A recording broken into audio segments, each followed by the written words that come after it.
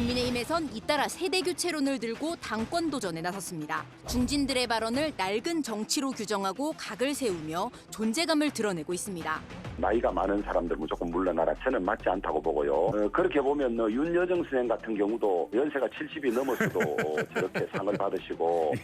윤여정 선생님은 젊어서부터 연기를 잘하셨어요. 그분이 연기를 오래 해서 상을 준 게 아니라고 저는 생각을 하거든요. 솔직히 초선들이 2년도 안 됐거든요. 그리고 당을 운영한 경험도 없고 당대표가 돼서 당을 진두지휘하고 상대와 싸운다? 저는 현실성이 없다고 보고. 성공한 경험과 경륜이라고 하면은 당연히 흡수하고 배워야 하는 것이겠지만은 저는 하지 않아도 될 경험이라면은 안 하는 게 오히려 낫습니다. 당대표는 모두 8명, 최고위원은 10명으로 대진표가 확정됐습니다. 당권 주자들은 오는 27일 후보를 5명으로 추리는 예비 경선을 통과해야 하는데 후보들 간 단일화가 성사될지 관심입니다. 야당 법석 국민의힘 당권 레이스를 보는 관전 포인트를 좀 잡아보겠습니다. 지금 각종 여론조사에서 양강 구도를 형성하고 있는 후보가 이준석 전 최고위원 그리고 나경원 전 의원이에요. 근데 이건 돌풍이죠. 이준석 전 최고위원은. 단도직입적으로 말하겠습니다. 당대표가 되고 싶습니다. 그리고 대선 승리를 한번 멋지게 만들어 보이고 싶습니다. 영선이잖아요. 영선 중진. 영선 중진이죠.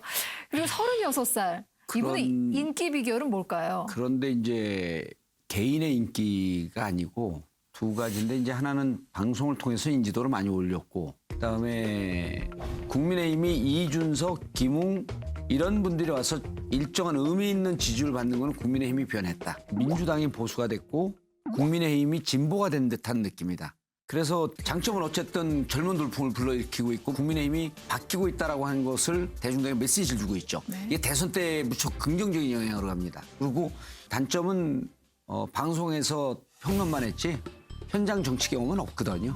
그 현장 정치 경험이라고 해봐야 노원병에서 떨어진 게 다인데.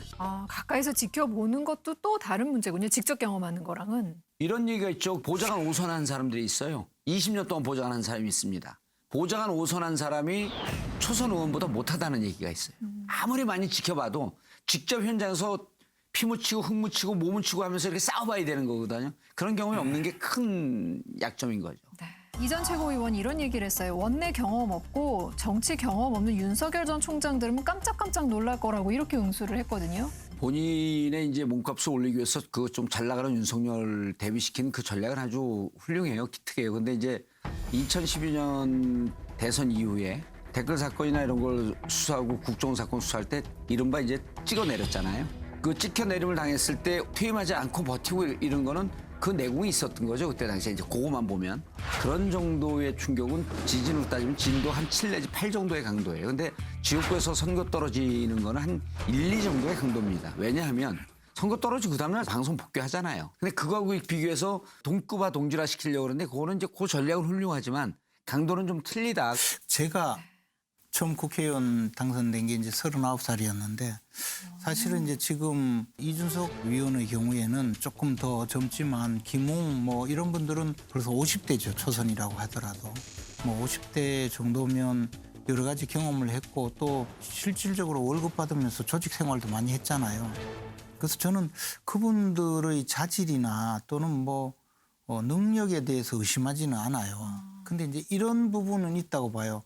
우리 당의 경우에는 지금 대선을 앞두고 있는데 과거의 대선은 당 지도부에서 경선을 잘 해서 대선 주자를 선출하면 그 대선 주자가 캠프를 만들어서 대선을 이끌고 가고 당 지도부에서는 대선 주자를 지원해 주는 역할을 했거든요.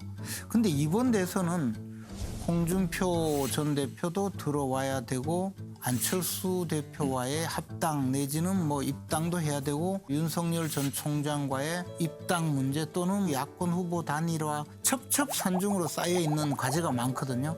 이것을 모두 다 당 지도부가 해야 된다는 거죠. 그렇기 때문에 저는 당 지도부의 역할은 굉장히 중요하고 거기서 정무적인 능력 정도 이상의 조정 능력이든 정무적인 판단 능력이든 전략 능력이든 필요하다고 보는 거죠.